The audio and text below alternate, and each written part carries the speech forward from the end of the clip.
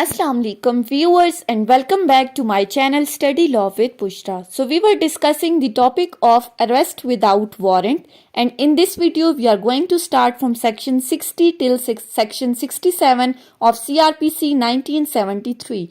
But before starting the discussion, I request you all to please subscribe to my channel and don't forget to press the bell icon for latest updates.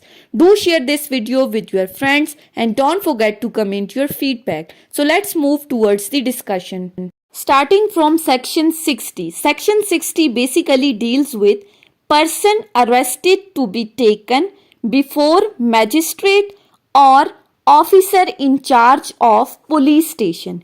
कि जिस बंदे को police officer arrest करता है उसको arrest करने के बाद या तो मैजिस्ट्रेट के सामने पेश किया जाएगा या पुलिस स्टेशन के इंचार्ज के सामने जो कि एसएचओ है उसके सामने पेश करना जरूरी है. So section 60 states that a police officer making an arrest without warrant, कोई भी पुलिस ऑफिसर जो विदाउट वारंट किसी बंदे को अरेस्ट कर रहा है, शेल, यहां पर मैंडेटरी प्रोविजन है, शेल का वर्ड यूज हुआ है, कंपल्सरी है उस पुलिस ऑफिसर के लिए जो किसी बंदे को विदाउट वारंट अरेस्ट कर रहा है. अब शेल विदाउट अननेसेसरी डिले, बगैर किसी ताखीर के, बगैर कोई भी इंतजार किए बगैर वो उसको क्या करेगा, टेक और send the person arrested before a magistrate having jurisdictions in the case. वो उस बंदे को उस मैजिस्ट्रेट के सामने पेश करेगा जिस मैजिस्ट्रेट की जुरिस्डिक्शन में वो केस आ रहा है, जो इलाका मैजिस्ट्रेट है उसके सामने पेश करेगा. और अगर मैजिस्ट्रेट प्रेजेंट नहीं है या किसी वजह से मैजिस्ट्रेट के सामने पेश नहीं कर सकता, then before the officer in charge of police station जो एसएचओ है उसके सामने पेश करेगा. सिंपली सेक्शन 60 के अकॉर्डिंग अगर पुलिस ऑफिसर किसी बंदे को विदाउट वारंट अरेस्ट करती है तो उस पुलिस ऑफिसर के लिए कंपल्सरी है कि वो उस बंदे को बगैर किसी ताखीर के इलाका मैजिस्ट्रेट के सामने पेश करेगा. अगर इलाका मैजिस्ट्रेट नहीं है तो फिर उसके पुलिस स्टेशन के एसएचओ के सामने पेश करेगा. उसके बाद है सेक्शन 61. सेक्शन 61 सेक्शन 60 कोई इलेबोरेट कर रहा है. Person arrested not to be detained more than 24 hours, कि जिस बंदे को आपने अरेस्ट किया है उसको 24 आवर्स से ज्यादा डिटेन नहीं कर सकते.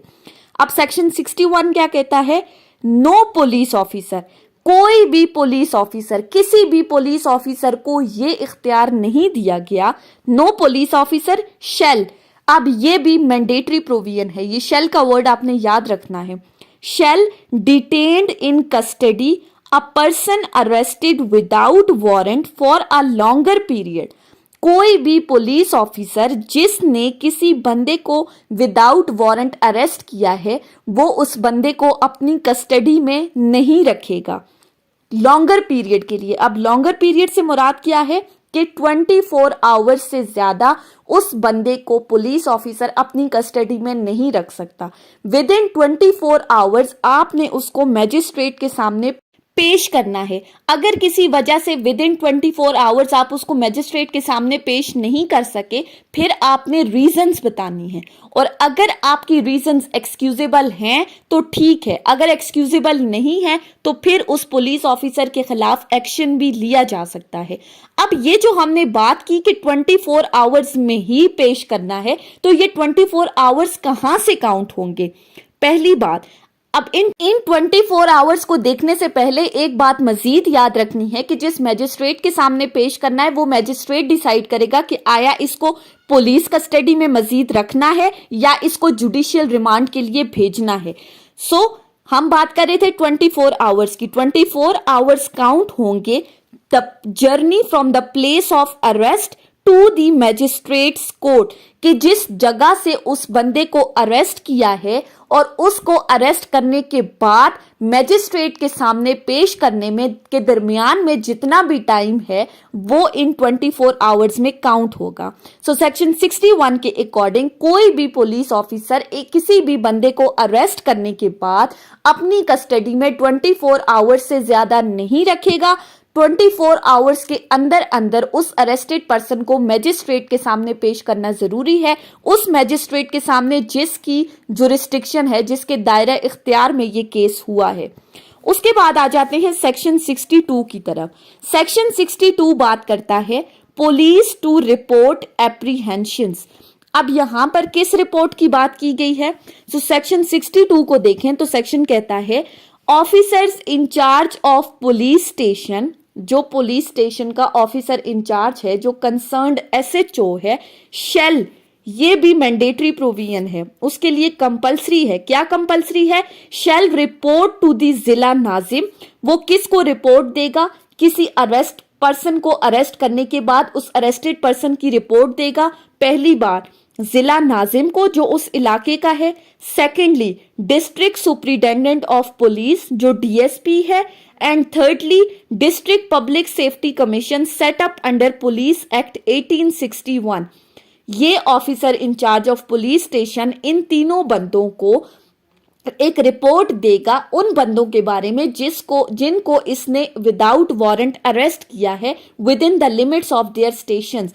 उस स्टेशन की हुदूद के अंदर जितने भी अरेस्टेड पर्सन है विदाउट वारंट, उनकी रिपोर्ट एसएचओ इन तीनों बंदों को देगा कि आया इन बंदों को बेल पर छोड़ा जा सकता है या नहीं। अब इसी सेक्शन में एक प्रोवाइजो दी गई है, provided that in application of this section to the district, किसी ऐसे डिस्ट्रिक्ट में where the local government elections have not been held, जहां पर लोकल इलेक्शंस अभी नहीं हुए, जिला नाजिम अपॉइंट नहीं हुआ, और द जिला Nazim has not assumed the charge of the office, या फिर जिला नाजिम ने अपने ऑफिस का चार्ज अभी तक नहीं लिया, अपनी पोजीशन का, then the district coordination officer in relation to such district shall be read as जिला नाजिम। तो जिला नाजिम की एब्सेंस में आप रिपोर्ट किसको दोगे? डिस्ट्रिक्ट कोऑर्डिनेशन ऑफिसर को, ऐसे डिस्ट्रिक्ट्स में जहां पर अभी जिला नाजिम अपॉइंट नहीं हुआ, या अगर वो अपॉइंट हुआ है तो उसने अभी तक अपना चार्ज नहीं लिया, तो फिर डीसीओ को आप इन तमाम अरेस्टेड पर्सन की रिपोर्ट करोगे। अब इसी सेक्शन के अंदर मजीद एक प्रोवाइजो दी गई है, provided further that aforesaid proviso shall cease to have effect. जो हमने ऊपर प्रोवाइजो पढ़ी, उस प्रोवाइजो का तब तक कोई इफेक्ट नहीं होगा at the time when the local governments are elections are installed in the district, कि जहां पर लोकल इलेक्शंस हो चुके हैं और जिला नाजिम अपॉइंट हो गया है, तो फिर उसी जिला नाजिम को रिपोर्ट दी जाएगी, फिर डिस्ट्रिक्ट कोऑर्डिनेशन ऑफिसर को रिपोर्ट करने की जरूरत नहीं है। उसके बाद आ जाते हैं सेक्शन 63 के ऊपर। सेक्शन 63 बात करता है डिस्चार्ज ऑफ पर्सन एप्रीहेंडेड। अब यहां पर डिस्चार्ज की बात की गई है। So section 63 states that no person who has been arrested by a police officer, कोई भी ऐसा बंदा जिसको पुलिस ऑफिसर ने अरेस्ट किया है, शैल बी डिस्चार्ज, ये भी मैंडेटरी प्रोविजन है, उसको तब तक डिस्चार्ज नहीं किया जा सकता। यानी पुलिस ऑफिसर ने अगर किसी बंदे को अरेस्ट किया है तो वो बगैर वजह के उसको नहीं छोड़ सकते, एक्सेप्ट पहली बात ऑन हिज ऑन बॉन्ड, उससे बॉन्ड लेने के बाद, मचल के लेने के बाद, सेकेंडली और ऑन बेल, या फिर उसकी जमानत के ऊपर, उसकी बेल के ऊपर, और तीसरी बात under the special orders of magistrate. अगर मैजिस्ट्रेट का कोई ऑर्डर इस सिलसिले में आया है तो फिर पुलिस ऑफिसर उसको डिस्चार्ज कर सकता है। अदरवाइज इन तीन सर्कमस्टांसेस के अलावा, इन तीन सिचुएशंस के अलावा पुलिस ऑफिसर अरेस्टेड पर्सन को डिस्चार्ज नहीं कर सकता। याद रखने वाली बात है on his own bond, on bail, या thirdly special orders of magistrate. उसके बाद आ जाते हैं सेक्शन 64 के ऊपर। सेक्शन 64 बात करता है offence committed in magistrates presence. अगर मैजिस्ट्रेट की मौजूदगी में कोई ऑफेंस कमिट हो जाता है तो फिर क्या प्रोसीजर अप्लाई होगा। Section 64 states when any offence is committed in the presence of magistrate within the local limits of his jurisdiction, जब कोई ऑफेंस मैजिस्ट्रेट की मौजूदगी में उसके दायरा इख्तियार के अंदर, उसकी जुरिस्डिक्शंस के अंदर कमिट हुआ है, तो ऐसी सूरत में मैजिस्ट्रेट क्या करेगा? He may himself arrest or order any person to arrest the offender, तो वो या तो खुद करेगा, अरेस्ट करेगा, और या फिर किसी दूसरे बंदे को ऑर्डर देगा कि वो इस ऑफेंडर को अरेस्ट करें जिसने ऑफेंस कमिट किया है। सिंपली सेक्शन 64 के अकॉर्डिंग अगर कोई ऑफेंस कमिट होता है मैजिस्ट्रेट की प्रेजेंस में और प्राइमा फेशियाई मैजिस्ट्रेट को ये लगता है कि ये ऑफेंस है, तो ऐसी सूरत में वो या तो उस ऑफेंडर को खुद अरेस्ट करेगा या फिर किसी दूसरे बंदे को ऑर्डर देगा, डायरेक्शंस देगा कि वो उस बंदे को अरेस्ट करें। उसके बाद है सेक्शन 65। सेक्शन 65 कहता है अरेस्ट बाय और in the presence of magistrate, कि अगर तो मैजिस्ट्रेट खुद अरेस्ट कर रहा है या उसकी प्रेजेंस में किसी बंदे को अरेस्ट करना है तो क्या प्रोसीजर होगा। So section 65 states that any magistrate may at any time, कोई भी मैजिस्ट्रेट किसी भी वक्त मे का वर्ड यूज हुआ है, मैंडेटरी प्रोविजन नहीं है, वो कर सकता है, डिस्क्रिशनरी पावर्स है। May at any time arrest और डायरेक्ट दी अरेस्ट, वो खुद अरेस्ट कर सकता है या किसी को डायरेक्शंस दे सकता है कि वो अरेस्ट करे। अब किसको अरेस्ट करे? इन हिज प्रेजेंस, उसकी मौजूदगी में, with in the local limits of his jurisdiction, उसकी जुरिस्डिक्शन के अंदर, उसकी दायरे इख्तियार के अंदर, ऑफ एनी पर्सन, किसी भी बंदे को, for whose arrest he is competent at the time and in the circumstances to issue a warrant, कोई भी ऐसा बंदा जिसको अरेस्ट करने के लिए वो कॉम्पिटेंट है या वो उसके खिलाफ वारंट इशू कर सकता है।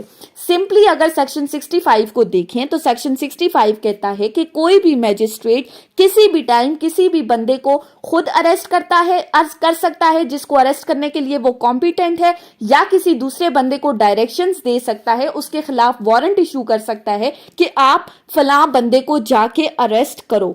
ये सेक्शन 65 मैजिस्ट्रेट को डिस्क्रिशनरी पावर्स प्रोवाइड कर रहा है। उसके बाद आ जाते हैं सेक्शन 66 के ऊपर। सेक्शन 66 बात करता है power on escape to pursue and retake, कि अगर कोई बंदा अरेस्ट होने के बाद भाग जाता है तो क्या आप उसका पीछा कर सकते हो या नहीं। तो सेक्शन 66 कहता है if a person in lawful custody escapes, अगर कोई बंदा पुलिस की लॉफुल कस्टडी से भाग जाता है, जब पुलिस किसी बंदे को अरेस्ट कर देती है, उसकी कस्टडी अपने पास रखती है तो वो लॉफुल कस्टडी होती है। अगर कोई बंदा वहां से भाग गया है और is rescued, the person from whose custody he escaped may immediately pursue and arrest him in any place in Pakistan, तो जिसकी लॉफुल कस्टडी से वो मुल्जिम भागा है वो पुलिस ऑफिसर उसका ताकुब करते हुए, उसका पीछा करते हुए जा सकता है और वो उसको पाकिस्तान में किसी भी जगह पर अगर वो मौजूद है तो वो उसको अरेस्ट कर सकता है। ये भी डिस्क्रिशनरी पावर है, मैंडेटरी नहीं है। अगर कोई बंदा पुलिस की कस्टडी से भाग गया है तो पुलिस उसको अरेस्ट करने के लिए उसका पीछा करते करते पाकिस्तान में किसी भी जगह से उसको अरेस्ट कर सकती है। उसके बाद है सेक्शन 67, लास्ट सेक्शन है। सेक्शन 67 बात करता है provisions of section 47, 48 and 49 to apply to arrest under section 66, कि जो हमने सेक्शन 47, 48, 49 में पढ़ा था, अरेस्ट जनरली किसी बंदे को अगर वो किसी जगह पर चला गया है तो उस जगह को सर्च करना, फिर अगर वो बंदा आपको अंदर आने की इजाजत नहीं दे रहा तो फिर आपने क्या करना है। तो ये सेक्शन 67 कहता है कि उन तमाम सेक्शंस की प्रोविजन सेक्शन 66 के अंदर जो अरेस्ट की बात की गई है उन तमाम पर एप्लीकेबल होंगी। So that was all about today's discussion। Arrest without warrant section 60 से सेक्शन 67 तक हमने डिस्कस किया। अरेस्ट विदाउट वारंट का टॉपिक खत्म हो गया है। सो आई होप कि आपको ये लेक्चर समझ में आया होगा। अगर आपने इस वीडियो को अटेंटिवली सुना है तो अगर आपको ये वीडियो अच्छी लगी है तो इस वीडियो को लाइक करें, कॉमेंट करें और चैनल को जरूर सब्सक्राइब करें। Thank you so much for watching. Allah Hafiz.